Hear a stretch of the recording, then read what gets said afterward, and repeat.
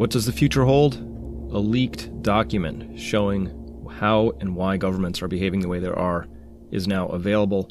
Hello everyone, I am Chris Martinson. I'm here with your SARS-CoV-2, a.k.a. the honey badger virus update for March 17th, 2020. Why do we call it the honey badger virus? Because this thing is tough and you just can't even give it a moment's inattention because it will come roaring out, escape whatever containment you've got it in, and do a lot of damage. So, where are we today? Let's look at the numbers real quickly here. Again, China's just apparently doesn't have any more cases. That's the end of that. And I mentioned yesterday that I was going to show you some anecdotal evidence that was off. I left that out, so I'm going to include that in today. Don't have Italy's numbers updating on this one yet, but this is from yesterday. Look at them, very rapidly catching up to a nation of 1.3 million people where this thing first broke out, and Italy is catching up very, very quickly. Pretty terrifying ratio here between total recovered and total deaths. Those are the outcomes that have resolved. So far, 23,000 active cases that haven't resolved, and many of those in serious or critical condition. So at any rate, let's hope that these numbers improve, but they're bad as they stand. Iran, Spain coming up really fast here, really having a lot of difficulty, got very slow off the gate, and also had a cultural issue that was, very difficult for them to contain at the outset, because unless your government takes this very seriously at the front end and gives you the right information and really explains what and why you need to, what your role is and why you need to do things like social isolation, distancing, not kissing each other on the cheek, not greeting in the normal ways, all those things. Unless they do that, you're going to have a big problem on your hands. And of course, Germany moving up very rapidly here as well. And but South Korea, look at this. They have really broken the back on this thing. And so they are just poster nation here for the correct way to run something like this. So they did not botch steps 1 through 3. Many governments did. I'm going to talk about this in a minute, but they went through, in particular, the aggressive testing and the rigorous contact tracing, steps 2 and 3, and as well as the subsequent things that are necessary. South Korea showing that if you really put your mind to it, this is the sort of outcome that you can achieve, but it takes a lot of work, and that's pretty expensive. The United States creeping up here because testing is finally starting to come online, but look at the ratio here. No way is that correct. I'm going to bet that the United States is about as far along as many of these other countries. So let's double, triple, quadruple, multiply by 8, 10, whatever you feel is right. But the United States has many, many more cases than they've officially admitted to through their testing program at this point. Switzerland coming up fast on the curve here, and the UK as well. And I want to talk about the response that's coming out of the UK because I think it's driving the response of a variety of countries, and that would include many of these as well. So what else can I tell you? Let's just look here, though, at China's cases. Let's pretend that these numbers are right for a second. They had 3,226 total deaths. This is how many total recovered. So if we took those two against each other, 3,226, you add that to this one down here, divide them, and you come up with 4.5% as the case fatality rate that China is saying is theirs. And that's the case fatality rate as it stands. Of course, they still have 3,226 critical. Some of them are going to die. Some of them are going to recover. But even if we said 100% of these serious critical people recovered, that would still, that's what happens here. So now we're just going to divide 3,226 by total cases. That would give us a case fatality rate of around 3.9%. I'm going to bet that Italy comes in a little bit hotter than that on that final statistic as well, based on the numbers as they're presented. And of course, these numbers are all botched because there are a lot of people who get the disease who are asymptomatic the entire time, and we never knew they had it. So that's an interesting piece of information which is going to drag the apparent numbers down, but we don't have good data around that yet, although we have one piece of data around that I'm going to share with you in just a second. So yes, as of March 16th, as expected and predicted, bumped right over the 100,000 mark at 101,592. That put 15 days between one full 10-fold increase from 10,000 cases outside of China to 100,000. Which means that if we call that about 2 weeks, we should be hitting 1 million cases in a couple more weeks. So that would be right around the beginning of April. and then 1 million 2 weeks after, 10 to 10 million 2 weeks after that. Does heat and humidity stop? This is honey badger 19. Well, no, maybe. We thought so for a long time, but very concerningly, looking at the Philippines here with 140 cases really starting to come on strong there. And as well, Thailand is starting to note an uptick in cases, at least reported cases. India's had a fairly stable, this is a fairly flat line here for a while, a fairly flat static number, but Indonesia also now coming up, as well as Vietnam. So both of those in green here. So we're starting to see, you see the shape of this here. I think we all understand what we're looking at here. And a lot of these countries are still not testing very much or at all. So probably this is a lot steeper than that. All right. This really caught my attention, comes out in La Repubblica, came out, I think, just yesterday. So this was really interesting because they did something that was, I think, really essential and needed to be done. And so in anticipation of a strong increase of cases in the region on the basis of the study of inhabitants in Ugueño, I don't know how to pronounce that, where 3,000 inhabitants of the country were given the swab. And so they tested a lot of people, even though they had no idea. This was done just on a general sampling of the population randomly. It wasn't a test to say, we know that you've been exposed or possibly exposed, let's test you. So this, what did they find when they randomly tested people? They found out that the vast majority of people infected with COVID-19, between 50 and 75%, are completely asymptomatic, but represent a formidable source of contagion. This good news and bad news mixed in here. The good news is if we can get that many people who are completely asymptomatic, we can get to herd immunity faster. The bad news is good luck trying to contain this thing with any sort of defensive or protective measures, right? So this is really a best case, worst case scenario for this particular or any particular viral pathogen. And the worst case about this is how do you have to lock everybody away. It's kind of like everybody's got to wear a face mask or it doesn't really help at all for this exact reason, right? So they continue on here. The percentage of infected people, even if asymptomatic in the population, is very high and represents the majority of cases above all. But not only that, among young people, and the isolation of asymptomatics is essential to be able to control the spread of the virus and the severity of the disease. So this is going to be really complicating, especially for households with teenagers in there, and the teenagers are, immortal and they can't be suppressed and they deserve to live their lives and they're going to want to go out, but they may very well be these asymptomatic carriers and running around and, of course, infecting more vulnerable parts of the population. So it's really tricky to figure out how to manage this. And while we're on the subject of young people, we might as well note that more and more data is coming in. This comes from an emergency physician out of Belgium. He says, we see COVID-19 patients in their 30s with no medical history. Lung images are terrifying. Here's a healthy lung here. Here's one with a little bit of stuff going on, and here's one with really just a lot of exudate in the lung tissue there, and not looking good at all. Younger, healthy people can also be hard hit by the new coronavirus. Emergency doctor Ignacy de Meyer of the OLV hospital in Aalst, Belgium, warns about this. The lung scans of patients entering his shift are downright terrifying, he said. He continues on here. He says, we see people with a blank medical history who are very ill. So blank meaning they don't have comorbidities. It is also not just about older generations. We have had very few older people inside so far. I don't know what he means by that. That's terrifying to me if that's true. We now have people between the ages of 30 and 50 coming in. They all have the same complaints. They've been sick for a week, stayed home with the flu. The flu attack is over, they think. They feel fine for 2 days. And then they report with complaints of a dry cough and shortness of breath. When we then have their oxygen saturation, we see that they have very low oxygen saturation for their age.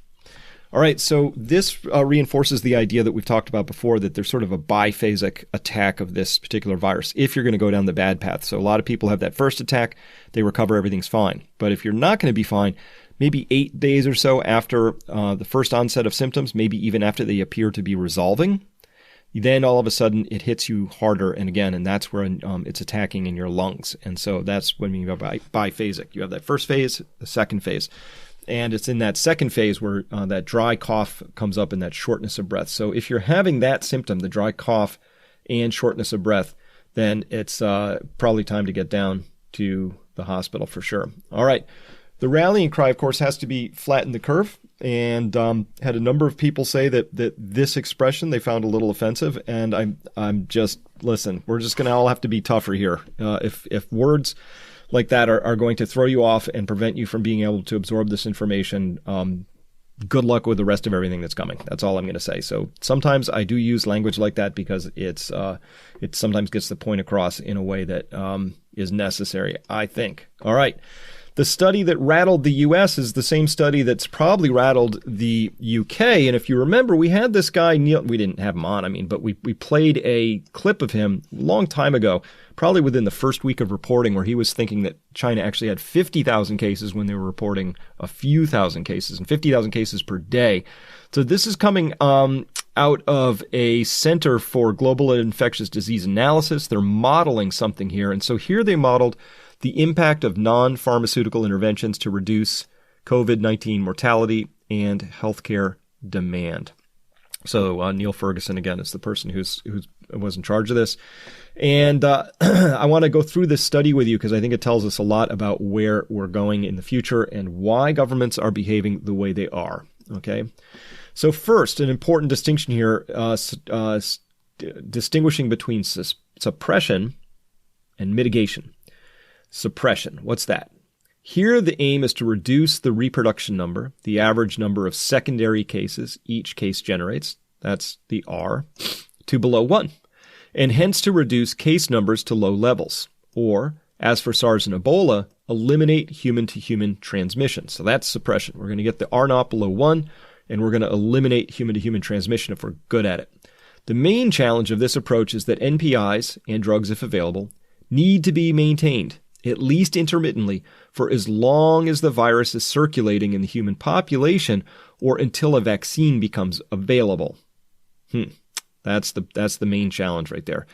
In the case of COVID-19, it'll be at least 12 to 18 months before a vaccine is available, and furthermore, there is no guarantee that initial vaccines will have high efficacy. All right, so that's suppression. What about mitigation? What's that? Well, here, the aim is to use the NPIs and vaccines or drugs if available, not to interrupt transmission completely, but to reduce the health impact of an epidemic, akin to the strategy adopted by some U.S. cities in 1918 and by the world more generally in the 1957, 68, and 2009 influenza pandemics. In the 2009 pandemic, for instance, early supplies of vaccine were targeted at individuals with pre-existing medical conditions which put them at risk of a more severe disease. In this scenario, population immunity builds up through the epidemic, leading to an eventual rapid decline in case numbers and transmission dropping to low levels. And really, I think what's left, which is sort of coyly hinted at here, the main challenge of this approach, it needs to be maintained. That's code speak for, hey, this is really going to be economically damaging if we do this. So the question here is, if you do mitigation, what variables do you play with to try and set the burn rate of this thing at a level that allows it to sweep through your population, but not so fast that it totally overwhelms your healthcare system? All right. So if mitigation is your strategy, here's some outcome assumptions they had. So they grouped it by age years, and then they said, what % of symptomatic cases would require hospitalization? Here's some numbers that they ran with, just so you know what their variables were set at. What % of hospitalized cases would require critical care? So it's if you're hospitalized, 5%, 5. But then it starts doubling here between the ages of 40 and 80. So it goes to 6 to 12 to 27 to 43 to 70, roughly doubling. And so that's pretty close to the numbers that I have in my mind for what I've seen out there as well. And then the infection fatality ratio, clocking in overall at about, whatever that average would be across the population. So I actually think these are probably a little bit low based on what I'm seeing coming out of Italy right now and based on what China has reported, knowing that those are wrong. All right, so this is why I think this is the study that actually rattled the U.S. and has probably rattled the U.K. leadership as well, is because if you don't run any interventions, Great Britain's going to have a total of 510,000 deaths, and the U.S. would have a total of 2.2 million deaths. And the curves here are modeling out deaths per day per 100,000 of population. So if this is 17 and you were in a city with 1 million people in it, you'd have 170 deaths per day while the infection was burning at its peak. And it eventually burns itself out because you end up with herd immunity. So this is probably not an acceptable way to go. So what could you do? Well, there's a variety of interventions you can run. And the first thing they run, and these can be run in combination. It's not this or that or that. It could be a Chinese menu of those, and you'd select this, that, or that. Oh, awkward phrasing there. All right. So what are the summary of these NPIs or non-pharmaceutical interventions? A little double speak there. All right. First is CI, case isolation in the home. Symptomatic cases stay home for 7 days, reducing non-household contacts by 75%. That's good. You're not out getting people sick all over this place. That's wonderful. Household contacts remain unchanged. Assume 70% of households comply with the policy. So see, they're not assuming everybody's down with the program. So they assume some leakage in this, which is probably very reasonable. Home quarantine, voluntary home quarantine following identification of a symptomatic case in the household. All members remain at home for 14 days. All members. Household contact rates double during this quarantine period. Contacts in the community reduced by 70%. Assume half the households comply with the policy. All right, how about social distancing for those over 70 years of age? Because those are the ones who are really hit the hardest here. So what if we just did that? This reduced contacts by 50% in workplaces, increased household contacts by 25%, and reduces other contacts by 75%. And let's assume we can get higher compliance with this policy. Probably the case because people care about keeping themselves alive in that age bracket, I bet. So makes sense. Social distancing of entire population. All households reduce outside contact, school or workplace by 75%. So that would be a 1 in 4. Remember we had those little bouncing balls yesterday? So that's the 1 in 4 balls is actually moving around, and 3 out of the 4 balls is stationary. School contact rates unchanged. Workplace contact rates reduced by 25%. That makes sense there. Household contact rates also assumed to increase by 25% because people are in their home, bumping into each other there and spreading things at home. All right, and how about PC, which is the closure of schools and universities? Closure of all schools, 25% of universities remain open. Household contact rates for student families increased by 50% during closure. Contacts in the community increased by 25% during closure. So those are the interventions. Those are things that can be done. So we've already seen some of these, the social distancing of entire population, handed down in the United States with the closure of bars, restaurants, gathering places, things like that. So carrying on. So if they say, if we're just aiming towards, mitigation, the aim of mitigation is to reduce the impact of an epidemic by flattening the curve, reducing peak incidence and overall deaths. We'll get to figure 2 next. It's coming up. Since the aim of mitigation is to minimize mortality, the interventions need to remain in place for as much of the epidemic period as possible. Introducing such interventions too early risks allowing transmission to return once they are lifted, if insufficient herd immunity is developed. Let's take that one more time because this is an important sentence here.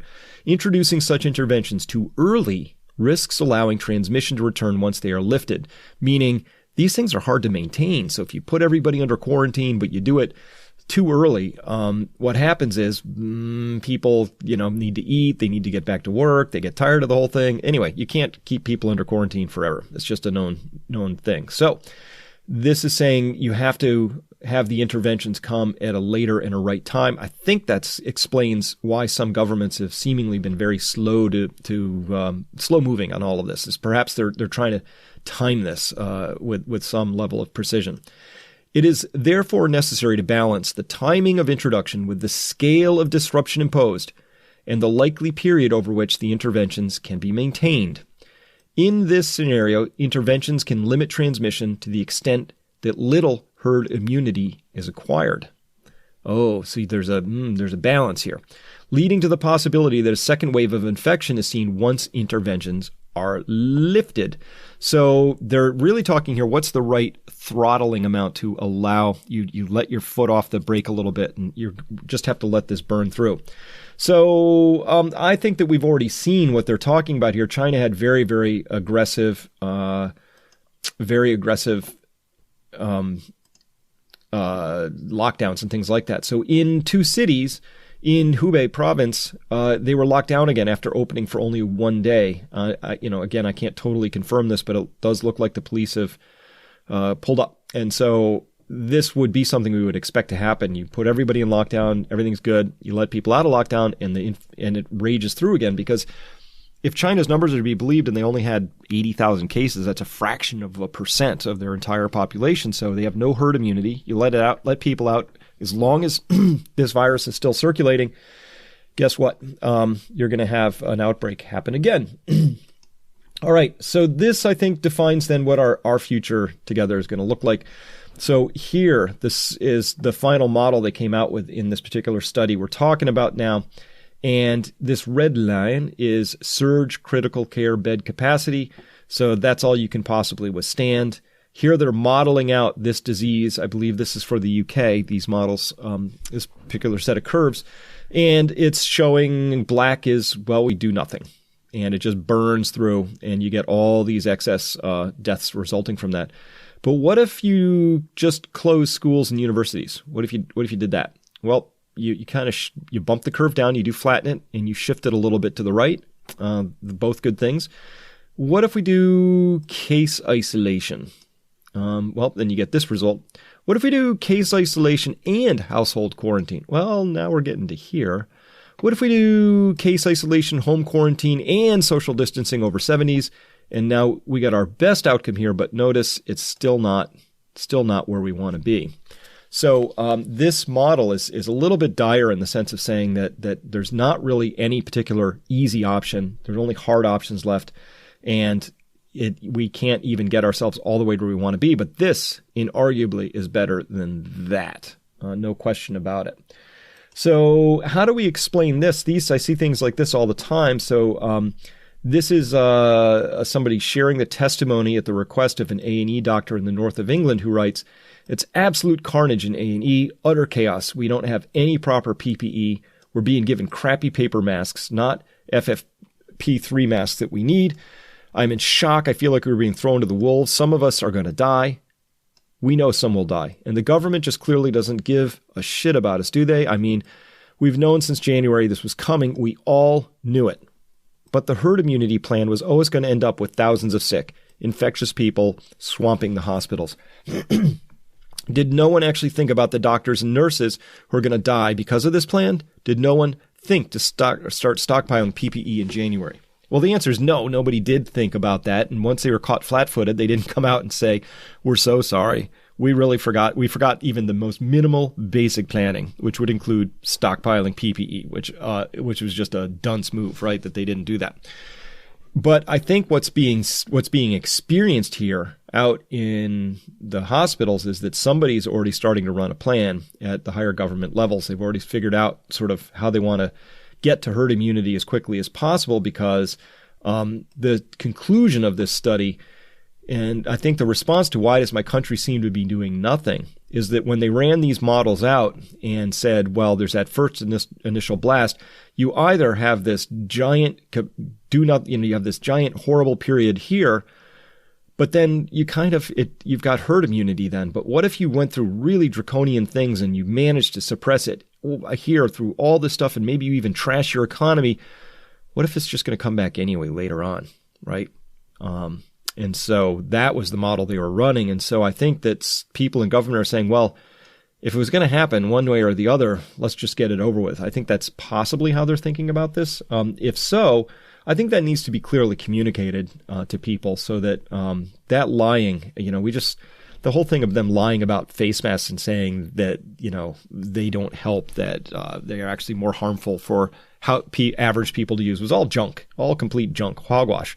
And that lying really harmed trust. And when we're finding out about, that there are larger plans to sort of let it burn rather than be as humane as we possibly can be about this, compounded by the absolute failure to plan. This is, I think, what's driving some decisions out there. And of course, your government is more likely to be running that sort of a scenario of letting it burn if they have already past tense botched steps 1 through 3. Which would be stopping the inbound infections, having an aggressive testing program in place, and then doing all your rigorous contact tracing and all that goes with it. Number 4 belongs to the medical system.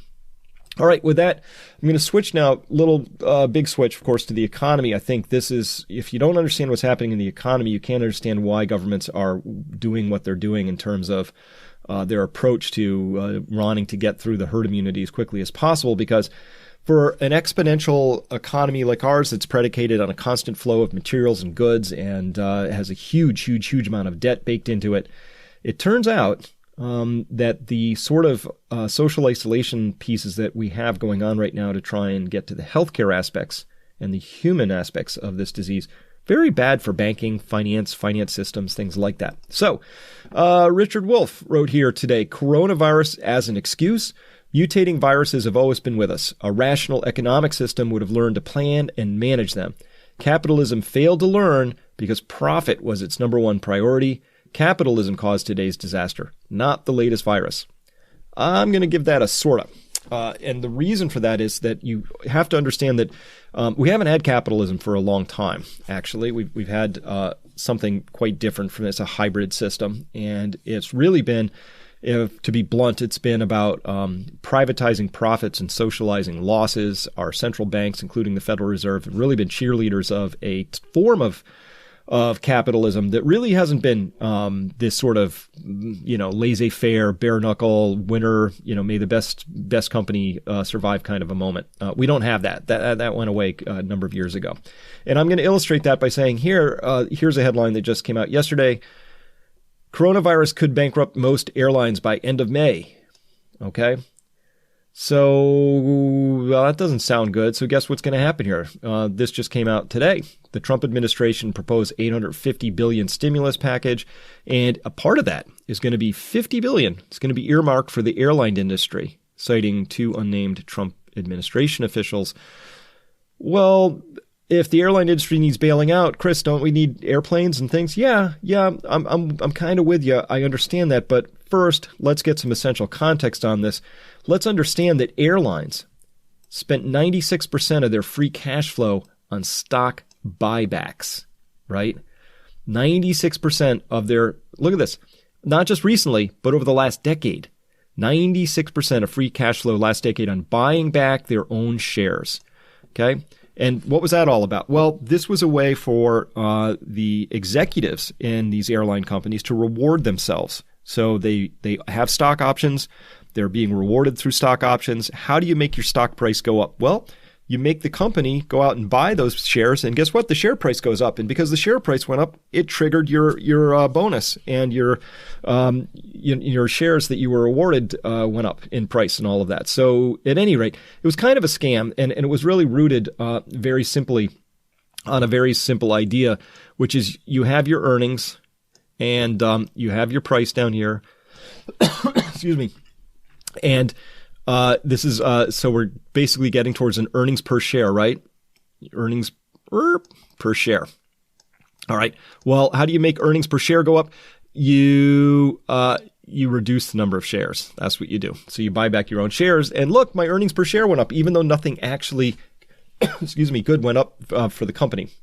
So it was a financial gimmick, and I'm not just going to pick on the airline companies here because a lot of companies did this all across the entire industry. But this is what the Federal Reserve fostered and really enabled and encouraged and did all kinds of things. So I was talking about this, and a lot of people were for a long time saying this was going to be a problem someday. So here it is. So now it's a problem, right? Look at this.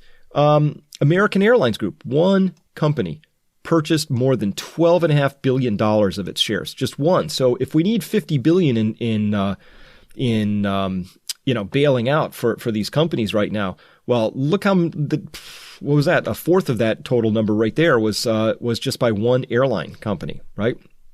But it was very broad. Like I said, the S&P index as a whole allocated about 50% of its total free cash flows for buying back stocks, which is, it goosed the prices of shares, but it left the company's balance sheets heavily, heavily exposed to any sort of a downturn.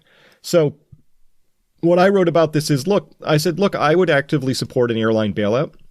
We at Peak Prosperity would actually do that under one condition, that the boards of directors and the C-suite executives of these airlines suffer a 5-year clawback on all compensation for having run a ruinous stock buyback scheme to enrich them. Dumbassery should not be rewarded. So this whole thing, again, we're seeing, oh no, it's a crisis. And guess what happens in a crisis? Big companies and the very wealthy and the big banks, they all get bailed out.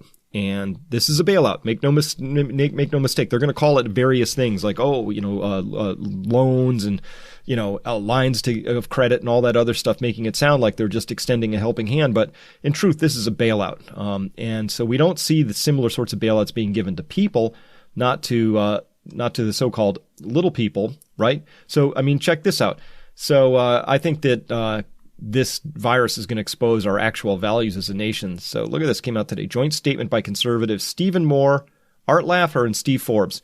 Don't expand welfare and other income redistribution benefits like paid leave and unemployment benefits that will inhibit growth and discourage work.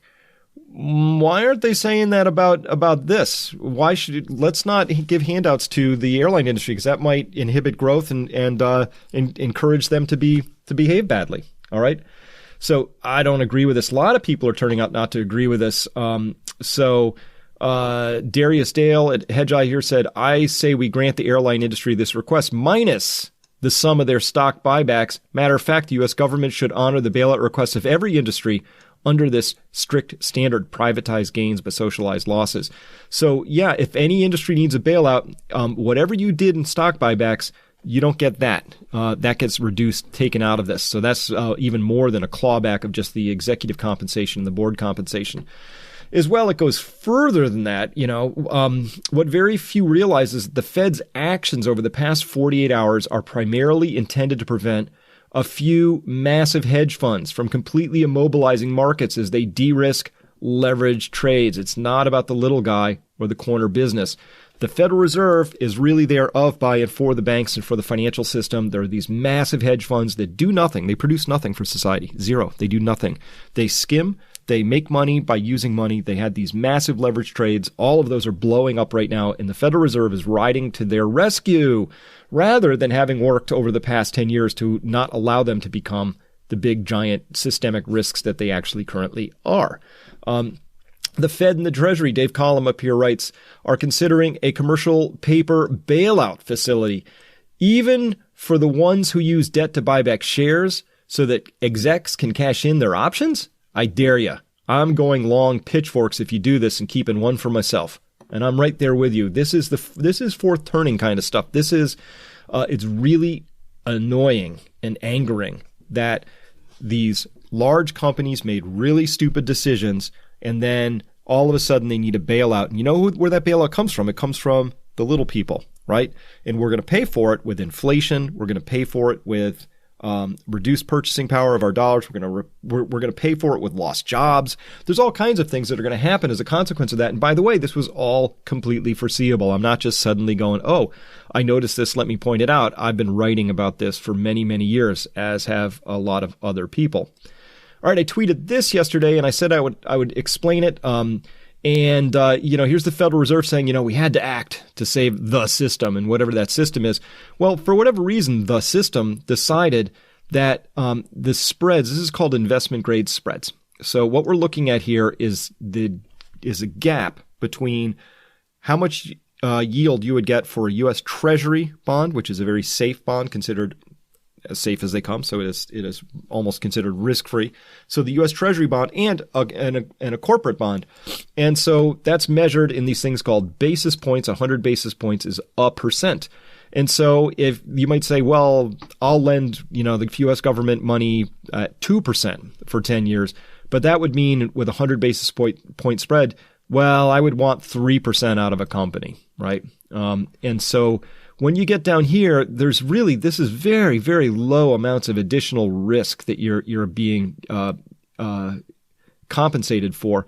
When you're down here, look at this 80 basis points. That's it. Just tiny, like less, a fraction of a percent. That's all we're going to get in the spread. But things tend to get crazy and the spreads blow out during times of crisis. So 2006 was an obvious moment of crisis.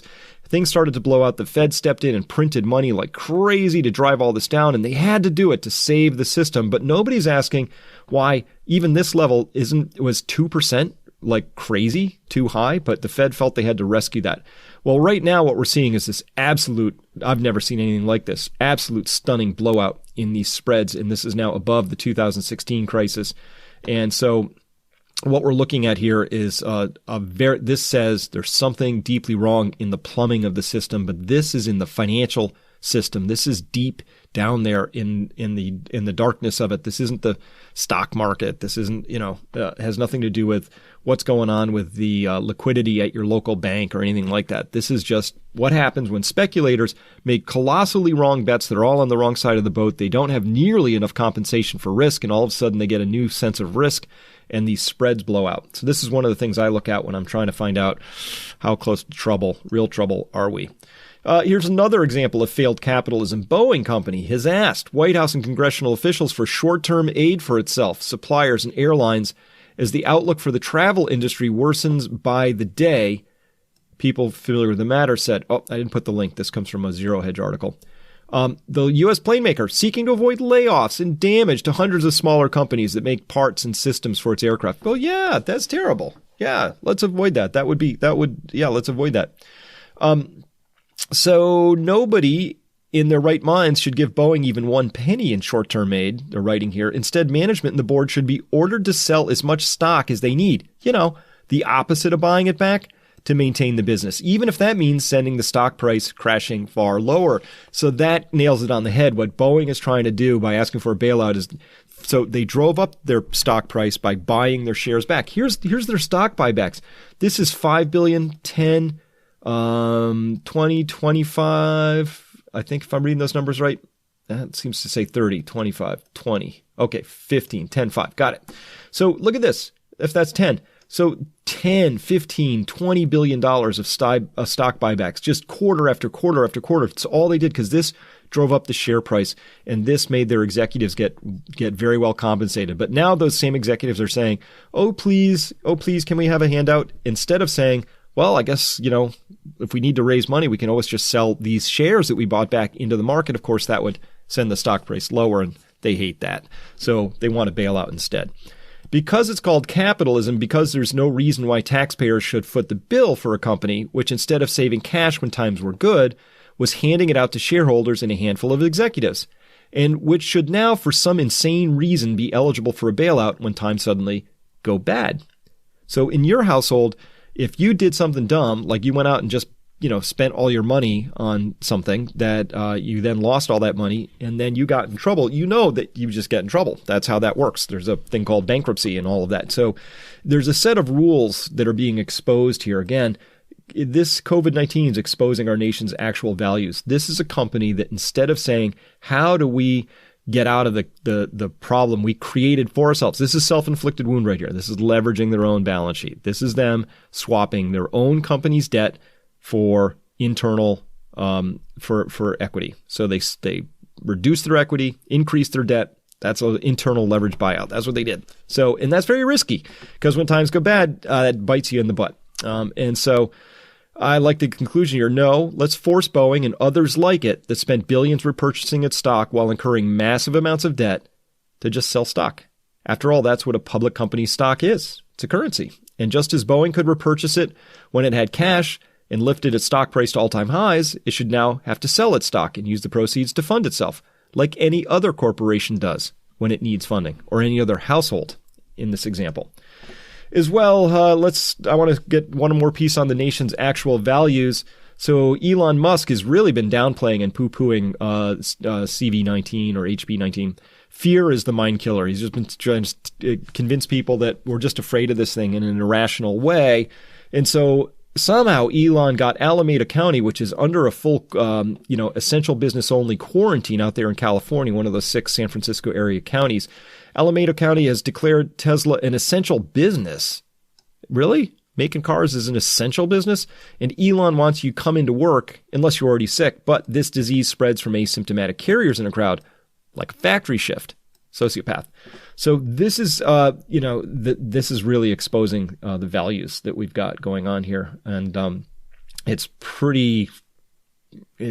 as grubby as it looks. It really is.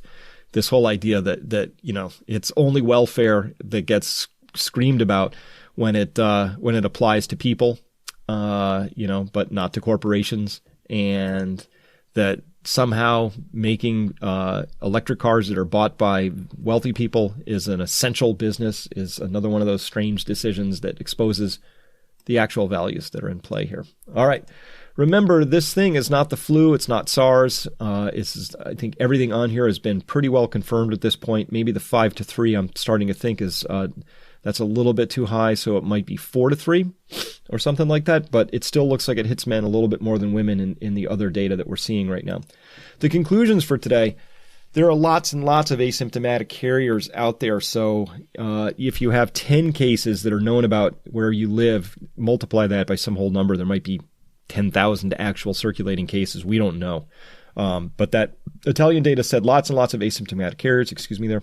Each of us has a vital role in flattening the curve. Of course we do. That's up to you to figure out where and how you want to protect yourself and you and yours. Because I think we know what the governments are going to be running. I think we have a sense of their strategy now. So that means that your outcome is up to you, whether you want to be sort of part of and tossed in with one of these big crushes of people who end up in the hospital or not. So you get to decide how you're going to play that. The Federal Reserve is right now, it's just busy bailing out Wall Street and leveraged speculators. This is after they created the conditions that allowed these leveraged speculators to flourish in the first place. And it's horribly unfair. Billions and billions, however many billions they need, 100 billion, 700 billion, a trillion, whatever Wall Street and the leveraged speculators need. And again, these people do nothing for society. They skim. They don't create anything. They don't actually add any value. They're not actually capital distributors, which is an important thing. Most of them just make money with money. Like a lot of these leveraged speculators that are blowing up right now, most of them are out there running high-frequency trading algorithms that skim pennies off of trades, which adds nothing to the whole system. All right. And there are no good choices left. Governments will choose an acceptable level of deaths. I think that's what they're left with right now because they botched the early testing, detection, and isolation efforts. Okay, so again, Singapore has this all pretty well tightly under control. No problem. Taiwan, same story. South Korea, getting there, got it under control now. But they had very aggressive early testing, detection, and isolation efforts, and I don't see any of those being available currently in the UK, a lot of Europe, the US. And so those governments, when having to choose between an acceptable level of deaths or figuring out how to do the hard work of ramping up testing, detection, and isolation efforts, I think they're going to default to this. And that feels kind of like how this is going right now, which means you're on your own. We're all on our own. Actually, our communities are on our own. You are not fully isolated on your own. But I do believe that we have to think for ourselves. We have to assemble this data for ourselves. We have to understand what the different players, what their motivations are, understand that our interests may not be aligned with theirs. That's all. And it didn't have to be this way. It really didn't. We could have done this so much more differently. And the time for that is pretty much in the rearview mirror. So now we have to manage this as best we can. The only thing that really determines the fate of our future at this point is what's the shape? What sort of curves are we actually going to be facing here? What do they actually look like? And know that getting to herd immunity is something that we need to get to at some point, because I think we'll probably get to that before we get to a vaccine. But who knows? Maybe that new RNA vaccine will be the bomb and it'll actually work and it'll be cheap and easily ramped up and put out. We don't know. But for now, I think you have to plan on being on your own for a while, and it's going to be a good long chunk of time. And I think we all need to understand that we have a role in how this turns out, a very vital role. All right. Thank you for listening. We'll talk again soon. Hi folks, Adam Taggart here. Chris Martenson and I are the co-founders of Peak Prosperity. If you want to get alerted whenever we release a new video from Chris, just click the red subscribe button right beneath the YouTube video player. Once you've done that, a little bell icon will appear right next to it. Click on that bell. It looks like this. And that's it. The next time we publish a video from Chris, you'll immediately receive a notification from YouTube. Thanks for watching our videos.